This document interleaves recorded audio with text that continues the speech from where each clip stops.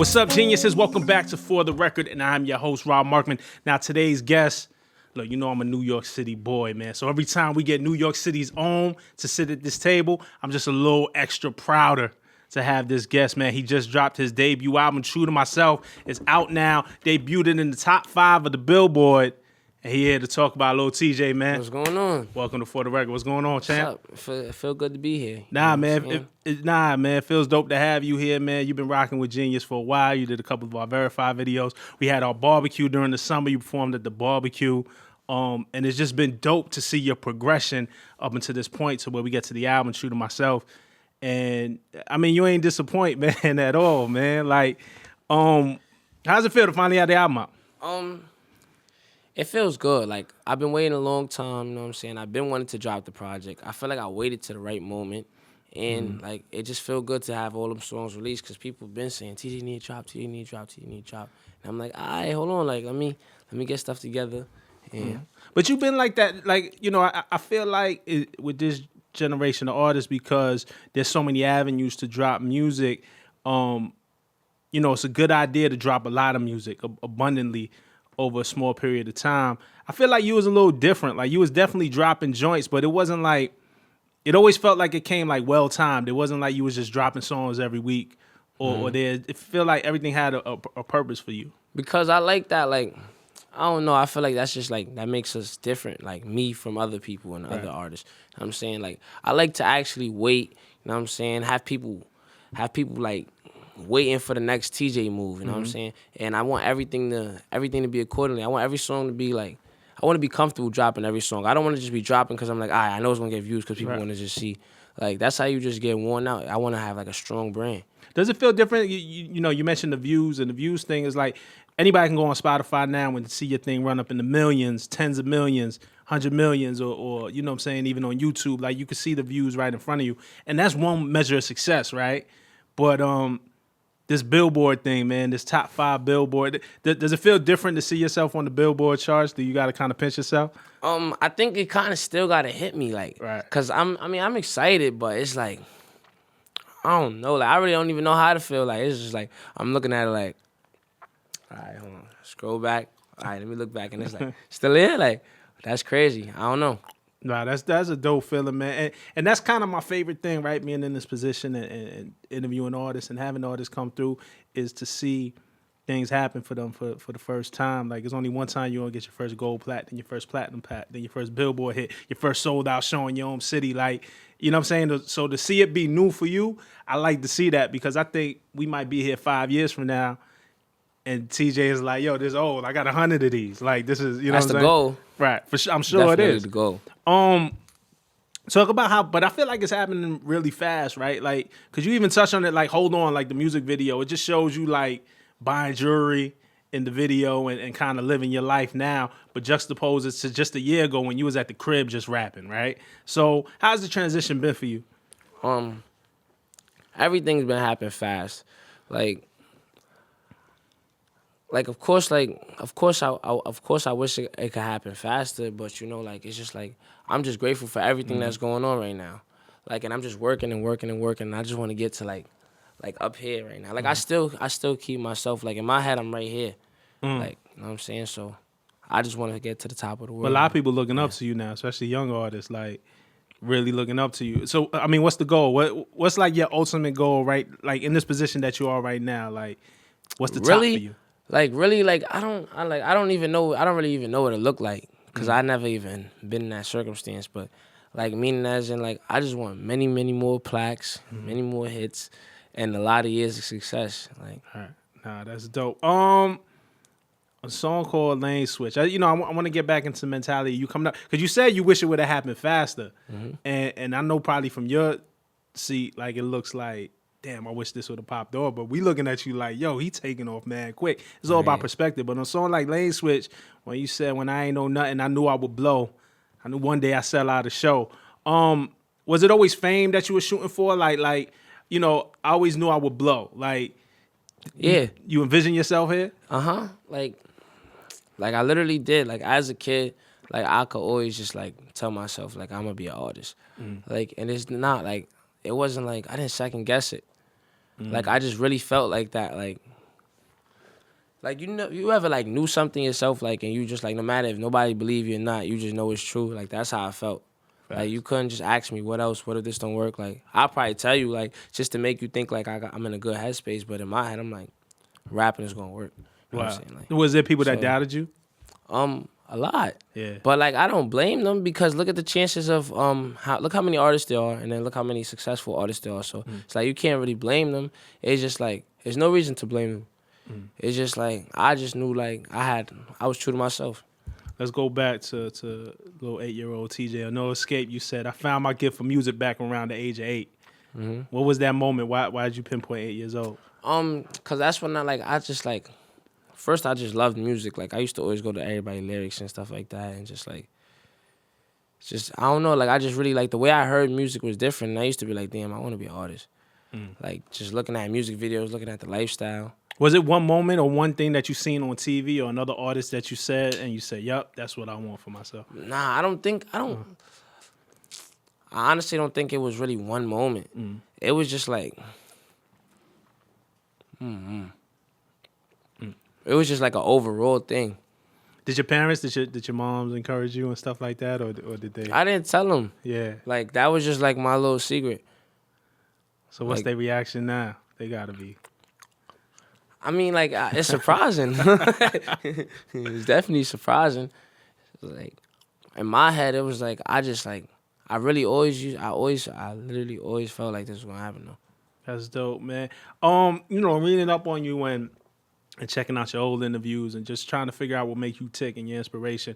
I know you said that Bieber was a big inspiration for you, and I love that. And I've even seen you talk about shows like Big Time Rush, iCarly, Victorious, and I love that because it kind of made your music make sense to me a little more, like how it's so like pleasing and to the ear, like it got these pop melodies. Though your content is very street and relatable, especially if you grew up in the inner city, a place like the Bronx or a place like Brooklyn, or I'm sure they're going through the same thing in Compton or Miami or wherever. Talk about just Bieber and just coming up again on more pop stuff that I think people wouldn't expect. You know what I'm saying? Well, growing up, I used to listen to all types of music, like even like to like let's say like a TV show cartoon, like the theme song. Right. I'd probably go to that and just play that. Like I just like music, always like music. So like growing up, Justin Bieber was lit. Like all the girls was listening to Justin Bieber. You know what I'm saying? So I was tuned in. Like I used to literally just listen to Justin Bieber too. You know what I'm saying? Like, and there was a whole bunch of other artists too. So that's dope. You heard the song "None of Your Love" before? Yeah. I got this song named called "None of Your Love." Because you used the part of "Baby" in the song. Yeah. Yeah. And I sampled the Justin Bieber song. Like literally, I did it to like kind of like uplift him, like you know what I'm saying, just like. And I say in interviews like, yeah, I rock with Justin Bieber. Like I used to listen to his music, but I was trying to get that song on True to Myself. You know what I'm saying? Because I felt like that was like part of like me coming up. Why didn't it make the album? He didn't clear it. He didn't clear the sample? Yeah. JB, what's going on, man? Listen, man. This hip-hop thing, you know what I'm saying, in the streets, we love you too over here. I'm telling you, it's a good move. It's a good move. You had also talked about that really what you wanted to do was eventually sample One Less Lonely Girl. Yeah. Like, that's kind of your dream, Yeah, right? but it was like, I was like, dang, I'm not going to just do that again and then just like, get shut down again. So it was like, all right, let me just leave it alone. Right. But it was disappointing. Oh man, I'm sad. Biebs, listen, man. Hip hop mess with you. I see you on the Khaled records. You're on the records with all the rappers. Hip hop fuck with you, man. Fuck with Lil Tjay. We gotta clear these samples, man. We gotta get this right. Hopefully, man. Nah, that's dope. That's sad to hear though. But hopefully in time, like I think, him or his people, because sometimes artists, and I don't know his situation. Sometimes the artists themselves don't control their own publishing or the yes or the no of it, depending on how many producers or writers was in it. So who knows whose decision it was. But I think when you look at Lil Tjay and you look at where you're going, first of all, it's going to be a good business move. Second of all, it's going to be good music. You know what I'm saying? Yeah. All right, man. But then let's talk about it. So it's kind of like this pop side, or not even a pop side, right? But like a kid who just likes music, whether it's a cartoon theme song or something on Disney or Nickelodeon, and then I'm sure there was stuff just hip hop wise that you might have heard on the radio or whatever that was catching your ear as well.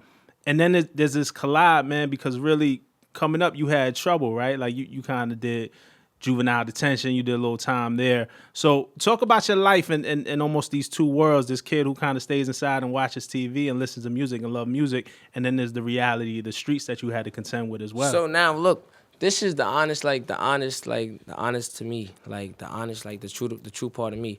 Like I used to be like the kid that I'll go to school and I'll be good in school, you know what I'm saying? Like not good, like I used to be like bad. I used to get into stuff. But like as in like the work, I was always smart. Right. I used to get good grades and like I used to just understand, like I used to comprehend things well at an early age. So I used to be good, go to school, come back, crib, TV, like just a good kid. But then outside, it's like everybody always like on the rough end. Like they don't go back and they don't do that the same way I did. So it's kind of like basically I was just living two lifestyles, you know what I'm saying? Like, right. So it's the streets, and then I had like the intelligent part of me that I'd go to school and get good grades. Right. So I don't know, that was just me. You know, I think that's a stereotype, though. I think, and not to speak for you, because I don't know your full story, right? Mm-hmm. But, you know, I think, again, coming up in the neighborhoods that we come up in, there are certain circumstances that might lead you down the wrong path. It don't mean you're not smart. It don't mean you're not capable. It means your reality is this, and somewhere you might have took a wrong turn, and then at a certain point you get in too deep, and it's hard to dig yourself out. So, you know, I think the conception of or the perception of getting good grades and being in the street. First of all, you got it. It's called street smarts, right? Like you got to be smart That's a fact. to survive. You're in right. the street. You're right. You're definitely right. And I kind of just went into that perception too, like on some just going against what you're saying. But you're right. At what point did you realize? Because you turned your life around too, and I think it's a dope story. And this don't make you any less of a man. This don't make you soft. This don't. But at some point, you realize, yo, I'm gonna do better for my life in this music thing. I got to turn this around because the streets just gonna lead you one way. When was that? What made you decide that? Honestly, it was it was just the fact that I really felt like it was gonna happen. Like the fact that I had like, let's say like Resume, I had the song written down on pencil and paper, and I'm reading it back like this has potential to pop. This has potential to blow up. Now that's just like that's what really forced me out of doing what I was doing before, cause it was like that I already seen the bigger picture. It was nothing there for me no more. How do you get that to go? Because you wasn't really, so you posted Resume on SoundCloud, but you wasn't like, you know, there's some artists who build a big social media following, some might do freestyles on their IG or whatever, and then by the time they drop the song, the people who follow them are ready for it. But your thing wasn't really like that. You ain't have like a big social media following. You just kind of put the song. I wasn't lit at all. Yeah, I wasn't lit at all. Like I was like, people knew me like as in like that kid like that just used to be just doing all types of stuff I was not supposed to be doing. Right. But nobody like it wasn't like a big thing out of the neighborhood. So it was just like, I feel like honestly people just like attracted to my music. That's dope. Like people just started liking the music. The song Resume started just getting streams. Like I had Facebook and it was getting shares off of that, but it was like the shares to the views was always more than the shares. So it's like off of my page, people wasn't even probably sharing it that much, but it was just off of everybody else's, right. Like and word of mouth. That's dope, you know, because a lot of times, and too, I think, again, a lot of being an artist in this generation is knowing how to work social media, knowing the algorithms, knowing, like, when to post a snippet, but I'm just going to give you this much, and I might give you the song 6 months later. Like, there's a lot of that strategy, and I think artists need to kind of know that. But then when you hear a story like yours, it's a little even more organic than where it's just like a good song is a good song. I didn't even have good videos. Like the Resume video is crazy. Right. Did you see it? Yeah, absolutely. That's crazy. But you work with what you had. Yeah, and that was like to me at first when I first made that video, I'm like, oh yeah, this fire. Right. I was hype. But you knew a little something how to kind of game the system, right? Because I saw Jumper interview and you talked about that you titled it Uncle Murder's Wrap Up. Yeah, right. So and that's something that everybody look forward to at the end of every year. Like that's the thing, especially if you're from the city. I was trying, I used to come up with my own type of marketing strategies, like how I'm gonna get people to see this. So Creative. And so Resume was the one that eventually had labels hitting you up. It was over that song. Nah, it was I had dropped a couple songs after that. Like I was kind of consistent. Resume was just like the first one. And yeah, I had a couple songs after that they all just started like everything was kind of doing equal. Okay. Resume just popped it off though. Popped it off. And let's talk about and so at this point going into it, who were your influences? I know we talked about the Bieber thing. Were there any rap influences or was it mostly kind of R&B? Yeah, growing up I used to listen to Lil Wayne. Right. Drake too. Right. Meek Mill. Like so it's blending those two. So that's where you get your style. When did you realize that you had? Nah, but that's not where I get my style from. Cause it's way deeper than just that, than just rap. You know what I'm saying? So like I used to listen to R&B singers, Michael. You know what I'm saying? So it's just like it's a whole bunch of artists in this world. Just blending. So it's just like I just feel like I have a mix of probably like everything. I just got TJ. Everything. So on the album, you open up with one take, right? And you have this part, they say I'm the new A Boogie, relax. I ain't never tried to copy a swag, just put my hood on the map. You get those comparisons a lot. I kind of like, I feel like it slowed down a lot. Well, the more consistency that you put out, right, people start to see the difference. Because even A Boogie, when he first started, people was like, oh, he sound like Dej Loaf. You know what I'm saying? And I think any artist who gets a comparison, the consistency of which they drop music begins to separate them from the person that you think they sound like. How did you deal with those at first, those comparisons? I didn't really care. Like, I was just like, I didn't really care. I was just like, all right, whatever y'all want to say. Like, really, like, to the way I felt, like, is if you don't like my music or if you say something hating, like, it's just like, that's for you know what I'm saying? So, it didn't really matter. It was like, for whoever you think that, all right, cool, like, you gonna listen or you not. Right. There's clearly a lot of people listening right now. Yeah. There's a lot of people listening. And like I said, man, the further you go, it'll be funny. We'll come back here a year from now. You even said now they lessening up now. You know what I'm saying? I think people compare things to things and then your consistency. It's just something separating. To say. I mean, but so again, man, we talking about these melodies on these albums, and again, it's like a dope vibe. It's like pleasing to the ear, but the content is really kind of street and really heartfelt. So you do this thing where it sounds really pretty, but you rapping about or singing about some painful stuff. I like to call it harmonized pain. Right.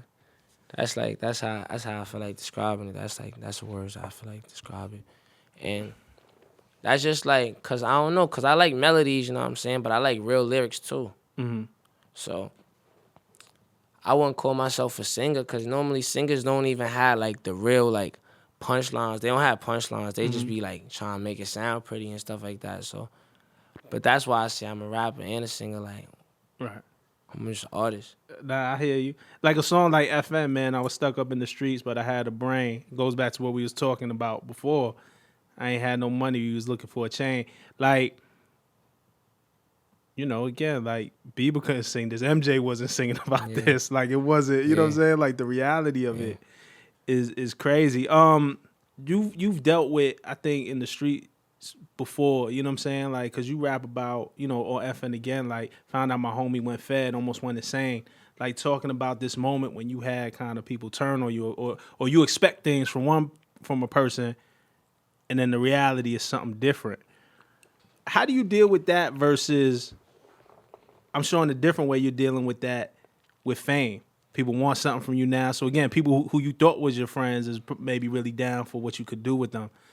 So the question is kind of how did your life before rap and the disappointment you faced in people then prepare you for some of the things that you're going through now? If at all, maybe there's no correlation. Nah, honestly, I just feel like growing up where I came from, like I just got tough skin. So a lot of things can't get to me, like as much as it probably gets to the average person. So I just tend to not care. Like if like I don't know, like I'm really like I don't really know how to explain that part. Like, but it's somewhat disappointing when people it has to be. when people you grew up with like so acting different. It's just like you can't like you gotta just understand that everybody gotta live for themselves. Right. You know what I'm saying, so you can't take care of everybody, and people gotta understand that. Like you could send out jobs, you could try to like put people in position, but you can't literally just feed everybody that's not, you know what I'm saying, putting in no work. Nah, I'm glad you understand it because I think we got so much pride for our neighborhood, and I know you know you waved that flag for S Block for real. You know what I'm saying? And so you want to help everybody, you want to see everybody in a better position, but the reality is everybody can't go. The thing is too though, like I feel like I do a good job of making sure everybody good. You know what I'm saying? I try to make sure everybody good. Like any like serious situations, I make sure I'm there. Like you know what I'm saying? So. Like, I am that helping hand. Like, you know what I'm saying? Right. I am that helping hand to my trenches, so. Right. Nah, that's dope, man. But, you know, finding that balance, too, is No, super it is. important. It is. I like to talk about Smelly if we can because, again, like I said, hearing this album, there's just things that you really pick up on of what's important for you in your life. I mean, Smelly gets a shout out at FN, Lane Switch, Brothers, Top of My Game, No Escape. Like, you know what I'm saying? It's a lot, so I know it really means something for you when you say, you know, I wish I could go back August 14th to be exact. That's when Smelly will be here. Trauma so severe, I had to watch him crying out for air. You mind going back to that day and what you faced? And one, look, you see what I said? I had to watch him crying out for air. My boy is soldier, he ain't even cry. Right. So, what I meant to say gasping, or what I should have said. Right. Because he ain't cry at all. And, I don't know, like, that's really my homie, that's my brother. So, it's like, I just gotta make sure his name known like my name known. Right. It's because I'm living for him.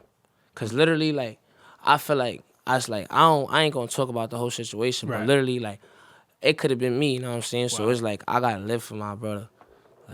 Wow. So that's why I talk about him all these songs. Well, you know, and two, I think that's the difference between hip hop music and any genre. I don't know any genre that immortalizes and puts on for people in that way, where it's like, again, it like I know it affect you because you mentioned him in 5-6 different songs, and even before the album. You know what I'm saying? So if you're a TJ fan, you know who Smelly is in the same way. This might be a little bit before your time. If you take an artist like Nas, you know, legendary artist, he always rep for his man Ill Will, who came before him. We never knew him. He died before Nas got famous, but we know him through the music. So what I'm saying is that your man does get to live on through you. You know Definitely. what I'm saying? And you doing that. And I think we're the only genre of music that really does that. You know what I'm saying? It's a beautiful thing. Man, what's going on Leak, man? You talked about someone in my circle started leaking all my songs, man. This was when I kind of first started coming up. Like, it was a point where every week a new song was getting leaked. Right. But these things, like, I don't know. I can't really, like, me saying somebody in my circle started leaking on my songs. It's not like, you're not going to just look at it like, oh, Gang was just leaking Right. TJ's song. It was like, it was kind of like, I was going to bad studios, people that's like, once I started getting clout, they was hyped that I even came there. So they got my songs. They sent it to their friends, they little producer friends. So I don't really know who really was leaking on my songs, but it was just a point where once my name really started buzzing, all the songs was getting leaked because they was everywhere, like different recordings. Like, and I would even send my songs out to people because it was a point in time where it was like no point in even leaking my song. Right. Like, And then, you know, it's but I know that got to be frustrating. Yeah. But, you know, it made me think about, and this is a correlation that I made because on the remix of Leak, you had Lil Wayne. And back Carter 3 era, Carter 4, like Wayne was the king of having his music leaked. You know what I'm saying? I know the whole song ain't about that, but it was just, it was funny to me how it's like, again, Wayne, that's what you knew him for. Like the Carter 3 came out 5 times before it actually really came out, classic album.